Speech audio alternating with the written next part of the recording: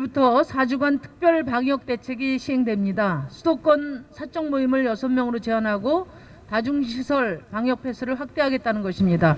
이 정도 대책으로 지금 상황을 감당할 수 있을지 많은 전문가들이 우려를 표하고 있습니다.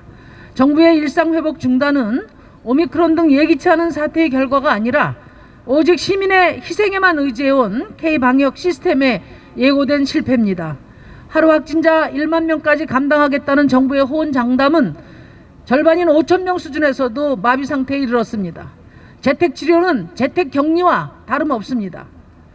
말만 앞서고 공공의료체계는 제대로 준비하지 않은 결과입니다. 정부는 지금이라도 민간 병상 자원뿐만 아니라 공공병상 증설과 간호인력 확충을 위한 획기적인 대책을 마련해야 합니다. 지금처럼 간호사 1명당 25명 환자를 감당하는 수준으로는 어떤 간호사도 환자도 더 이상 버틸 수 없습니다. 가용한 모든 긴급수단을 총동원하고 공공병원 증설 및 간호인력을 확대 모집하는 중장기적인 근본 대책도 서둘러 수립해 주기 바랍니다. 이와 함께 이후 방역 단계 상향 가능성을 고려해서 자영업자들에 대한 특단의 대책 마련을 촉구합니다. 이제 겨우 숨통을 트이나 했던 자영업자들을 또다시 사지로 내몰아서는 안 됩니다. 최소한 고정비용 손실에 대한 100% 손실보상 대책을 마련해야 합니다. 또 막대한 코로나 부채에 대해서도 부채 경감 방안을 정부가 적극적으로 제시해 주기 바랍니다. 가계부채가 지난해 173조고 올 상반기에만 108조가 늘어났습니다. 이 중 절반 이상이 통제 방역에 따른 자영업자 부채입니다. 이런 상황에서 거꾸로 은행들의 예대마진은 2.17%로 11년 만에 최고치를 경신했습니다. 3분기 은행 수익은 지난해보다 5조 원이 늘어나서 15조 원을 넘어섰습니다. 당연히 금융권도 자영업자 부채 조정 기금 등을 조성해서 코로나 고통 분담에 동참해야 할 것입니다. 정부가 직접 나서서 자영업자에 대한 금융권 폭리를 막고 부채 경감 방안을 마련할 것을 다시 한번 강력히 요청합니다. 공공의료체계 확충과 팬데믹 손실보상 및 피해 지원 매뉴얼 이 두 가지를 핵심 축으로 앞으로 기후위기 시대의 간헐적인 팬데믹까지 감당할 수 있는 팬데믹 종합대응 전략 및 매뉴얼을 만들어야 합니다. 문재인 정부는 남은 임기 소임을 여기에 두고 전력을 쏟아주시기 바랍니다. 제가 지난 한 주 울산, 부산, 경남을 돌면서 많은 노동자분들을 만나고 왔습니다. 제가 추구하는 제3지대의 핵심 축은 민생지대 구축이기 때문입니다. 저 심상정의 뿌리와 우리 정의당의 핵심 가치와 만나는 시간이었습니다. 지난주에 이어 이번 주도 청년 노동자들의 미래를 찾는 노동 선진국을 향한 행보를 이어가겠습니다. 내일 태안 화력발전소에서 진행되는 고 김용균 청년 노동자 3주기를 시작으로 코로나 방역의 최전선에서 사투를 벌이고 있는 보건의료 노동자, 광양현대제철소 등 제철소 하청 비정규직 노동자들을 만나겠습니다. 보건의료 노동자, 하청 노동자, 2교대 사업장 노동자들을 만나 이분들의 손을 꼭 잡고 동시에 이곳에서 주 4일째 실시를 위한 점검 또한 진행할 것입니다. 여전히 우리 일하는 시민들, 청년들은 하루가 멀다 하고 일터에서 희생되고 또 참담한 현실을 마주하고 있습니다. 아무리 노동 없는 대선이라고 하지만 일터의 시민 안전과 생명을 지키는 것을 외면하는 대선 후보는 애시당초 국정 운영의 최고 책임자로서 자격 미달입니다. 저의 소임은 노동의 가장자리에 있는 노동자들을 두 손 꼭 잡고 일하는 시민들의 노동권을 회복하기 위해 내년 대선 승리를 향해 힘껏 달려가는 것입니다. 노동이 당당한 나라, 노동 선진국을 위한 저 심상정의 발걸음은 멈추지 않겠습니다. 친구를 보면 그 사람을 알 수 있다. 꼭 윤석열 후보를 위해 생긴 말인 것 같습니다. 채용 비리로 재판 중인 김성태 전 의원을 선대위 직능 총괄본부장에 임명해 청년들의 분노를 사더니 이번에는 여자는 국방의 의무를 지지 않으니 4분의 3만 권리를 행사해야 한다는 희대의 망언을 남긴 함익병 원장 영입 논란을 빚었습니다. 이런 인물을 두고 건전한 가치관으로 서민을 대변할 뿐이라고 지켜 세운 윤석열 후보와 선대위의 삐뚤어진 정치관의 밑바닥은 어디까지입니까? 초록은 동색인 것처럼 전두환을 찬양한 윤석열 후보나 박정희를 찬양한 함익병 원장은 같은 이름입니다. 함익병 원장의 발언과 인식에 문제가 있어 선대위원장 영입을 철회한다면 윤석열 후보의 후보 자격도 철회되어야 합니다. 정책은 참모들의 도움을 받을 수 있지만 뼛속 깊이 박힌 윤석열 후보의 저열한 정치 철학은 대통령 후보로서의 자격 미달임이 이미 검증되었습니다. 이재명 후보의 존경하는 박근혜 대통령이라는 말이 농담으로 들리지 않습니다. 헌정 질서를 중단시킨 반민주적 권력 사유화의 범죄자에 대한 단순한 수사라고 하기에는 대선 후보로서의 무게감과 어울리지 않습니다. 김대중 정책, 박정희 정책을 따지지 말아야 한다는 말도 실용주의가 아닌 득표주의입니다. 득표주의는 문제에 효과적으로 대응하는 실용주의가 아닙니다. 입으로는 불평등 해소와 중산층 서민을 위한다고 하면서도 표를 위해서라면 종부세와 양도세를 감시한 것처럼 언제라도 배신의 정치를 할 수 있다는 태도입니다. 아픈 과거를 가진 조동연 씨를 선대위원장 선임 전으로 제대로 배려하지 못하는 태도에 이기적이고 비정하다고 느끼는 것은 비단 저뿐만이 아닐 것입니다. 정의당은 지난 목요일 선대위 회의에서 불평등과 기후위기, 차별과 싸우는 사람들 위원회, 약칭 불기차 위원회를 구성했습니다. 불평등, 기후위기, 차별에 맞서 시민의 삶이 선진국인 사회를 위해 현장에서 시민들과 함께 온 분들을 모실 계획입니다. 심상정 후보의 정책과 의지를 인격화한 불기차 위원회를 통해 정의당은 기득권 양당과는 사람부터 다르다는 것을 분명하게 보여드리겠습니다. 오늘도 먹고 사는 노동하는 시민들의 이야기로 모두 발언을 마무리하겠습니다. 다가오는 금요일은 청년 노동자 김용균이 우리 곁을 떠난 지 3주기가 되는 날입니다. 정의당과 심상정 후보는 내일 충남에서 있을 김용균 3주기 추모제에 참석하고 태안화력발전소 현장 시설 점검에 나섭니다. 아울러 광양제철과 현대제철 노동자들을 만나는 등 생존 노동의 현장으로 갑니다.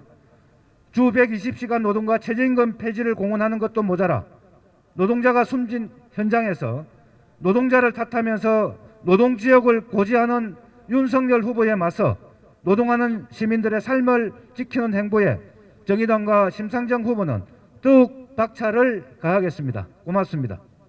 다가오는 10일은 고 김용균 청년 비정규직 노동자의 3주기입니다. 그러나 그의 죽음 앞에 우리 사회는 얼마나 떳떳한지 돌아보지 않을 수 없습니다. 여전히 우리 사회는 연이은 노동자들의 사망사고로 얼룩져 있습니다.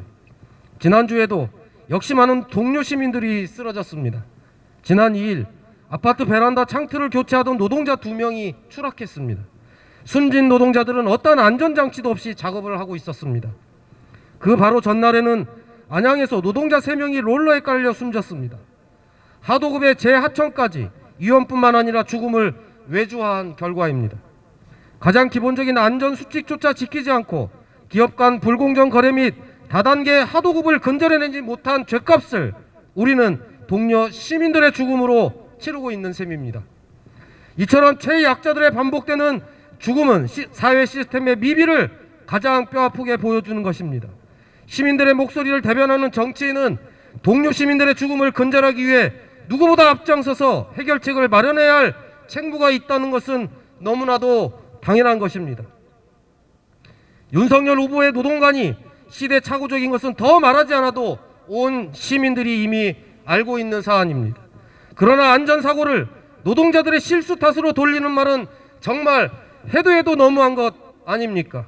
운전자가 시동을 끄고 내리기만 했어도라는 책임 전가 발언을 사고가 난 공사 현장에서도 서슴지 않게 내뱉는 것은 정치인 자격이 아니라 인간으로서의 도리, 최소한의 예도 저버린 것입니다. 윤석열 후보가 노동자들의 목숨과 기업 이윤 중 어느 것을 중시할지는 불을 보듯 뻔합니다. 지난 1일엔 중대재해처벌법이 경영의지를 위축시키는 메시지를 강하게 주는 법이라고 규정하지 않았습니까? 이윤을 위한 외주화의 정당성, 불가피성을 역설하고 싶으시면 대통령 자리도 그냥 외주화하십시오. 노동무지, 노동혐오로 시민들의 죽음 방치하고 있는 대통령이 국가에 무슨 이익을 가져다 주겠습니까? 사람의 생명이 돈보다 중요하다는 이 당연한 말부터 설명이 필요한 후보와 이미 일하는 모든 동료 시민들의 생명과 안전이 최우선인 후보, 어떤 후보가 우리 사회의 절실한 후보인지 시민들께서 판단해 주시기를 바랍니다. 이상입니다. 네, 거대 양당이 선대위를 구축하면서 인재 영입에 열을 올렸습니다. 그러나 지난 며칠 양당의 인재 영입은 정치 참사에 가깝습니다. 인권은 유린당했고 정당 질서는 조롱당했습니다. 조동현 씨 본인뿐만 아니라 국민들도 알 이유도 알 권리도 하등없는 사생활을 다 까발렸습니다. 그 결과는 무엇입니까? 본인 입으로 할 수 없는 과거 고백까지 강요당했습니다. 상대당은 오직 공격의 대상일 뿐 인권도 책임도 찾아보기 힘듭니다. 너무나 참담합니다. 그뿐입니까? 양당은 돌아가며 어제 상대당에서 영입을 추진했던 인사를 오늘 자기 당에 데려옵니다.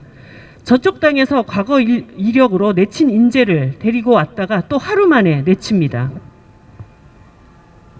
여성 표심 좀 잡으려 영입한 인사에 대해 N번방 2차 가해 세력들의 공격에 사과하고 쩔쩔맵니다.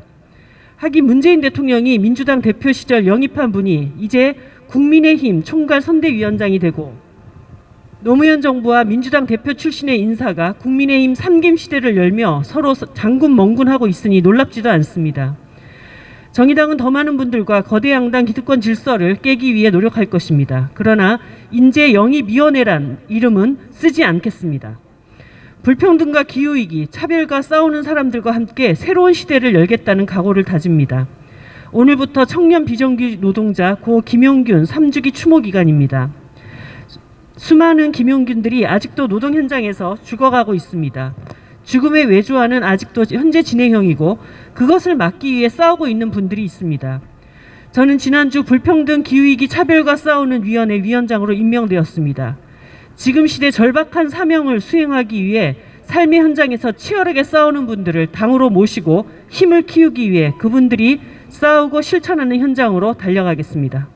네, 지난 금요일 정부 예산안이 통과되었습니다. 지출 예산안 규모가 607조 7천억 원입니다. 여당은 민생 방역 예산이라며 자화자찬하고 있지만 실제로는 그와 반대입니다. 코로나로 고통스러운 서민에게는 무책임한 예산입니다. 날로 심화되는 양극화는 방치하면서 부자들 세금 걱정은 덜어주는 불평등 예산입니다. 또 추경을 포함한 2021년 예산 대비해서는 겨우 0.5% 늘어난 사실상 긴축 예산입니다. 정의당은 코로나19로 계속되는 보건의료 수요에 대비해서 병상 확충 등 공공의료 예산 확충을 주장했었습니다. 그러나 민주당과 국민의힘은 민간 병원의 손실을 보상하는 일에는 4천억 원의 예산을 쓰면서도 공공의료기관 확충 등에는 2개 지역 신규 설계비 반영과 감염병 전문병원 17억 원 등 소폭 증가에 그쳤습니다. 가장 시급한 일은 공공병상을 확보하는 일이라고 정의당과 심상정 후보가 기회 있을 때마다 주장했지만 귓등으로도 듣지 않았습니다. 국립대병원 간호사 1인당 환자 수 축소 시범사업 예산을 전액 삭감한 것은 코로나 시국에서 가장 천인공노할 일입니다. 이것이 어떻게 방역 예산 확보에 성공했다는 것인지 민주당과 이재명 후보는 대답해 보시기 바랍니다. 소상공인 손실보상 예산이 2조 증액된 것은 그나마 다행이지만 조족지혈에 불과합니다. 전체 예산이 607조인데 국방 예산이 54조 원, 9%에 육박합니다. 국방 중기계획에 의하면 21년부터 25년까지 5년간 301조 원을 투입해서 사상 최대의 군비 증강에 나선다는 계획이었고 착착 진행되고 있는 것입니다. 민간 평화 안보 전문가인 정욱식 대표는 이 국방 중기 계획을 비판하면서 45조 원 수준으로 5년간 국방비를 동결하면 모두 75조 원의 민생 예산을 확보할 수 있다고 주장한 적이 있습니다. 이미 한국 군사력은 작년에 세계 6위가 되었기 때문에 이렇게 하는 것이 군사력 하락으로 곧장 이어지지 않을 뿐더러 다른 의미의 안보 강화로 이어질 수 있다는 의미입니다. 경성대 전영복 교수는 정의당과 함께한 토론회에서 일자리 보장제를 실시를 주장하면서 이 제도를 전면 시행하는 데 순 비용이 연간 최대 7조 5천억 원이라고 발표한 적이 있습니다. 확장 실업자 340만 명 중 210만 명이 일자리 보장제에 참여하고 최저임금 수준을 보장한다는 전제에서입니다. 코로나와 노령화로 인해 각종 돌봄 인력 부족 문제 해결과 돌봄 노동의 사회화가 요구되고 있기도 합니다. 기후위기에 대응하는 전면적 에너지 산업 전환에 나서는 데에도 인력이 필요합니다. 정욱식 대표가 말한 국방 예산 절감 75조 원이면 정의당 심상정 후보와 전영복 교수가 말한 전국민 일자리 보장제를 무려 10년간 시행할 수 있습니다. 대통령 선거라는 것이 국가 운영의 큰 그림을 내놓고 국민을 설득하는 행복의 경연장이 되어야 하는데 누가 더 나쁜 삶을 살았냐 가리는 악덕의 향연이 되고 있습니다. 정의당이 하는 말을 귀담아 들어야 합니다. 공공의료 예산 확충에는 무관심했고 국방 예산에는 지나칩니다. 기업 지원에만 관심이 있습니다. 전체 예산액은 늘었지만 민생 사회 예산에 대해 이재명과 민주당은 자린고비라는 것이 드러났습니다. 정의당과 심상정 후보는 정부 예산 확정을 비판하면서 다시 한번 공공병상 확보, 일자리 보장제, 손실보상 확충을 주장합니다.